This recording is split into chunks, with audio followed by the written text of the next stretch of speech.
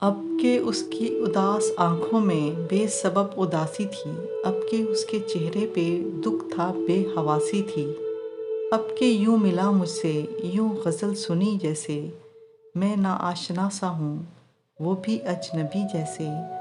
زرد خال و خد اس کے سوگوار دامن تھا، اب کہ اس کے لہجے میں کتنا کھردرا پن تھا۔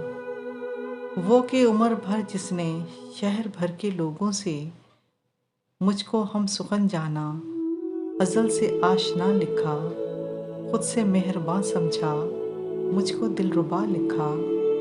اب کے سادہ کاغذ پر سرخ روشنائی سے اس نے تلخ لہجے میں میرے نام سے پہلے صرف بے وفا لکھا۔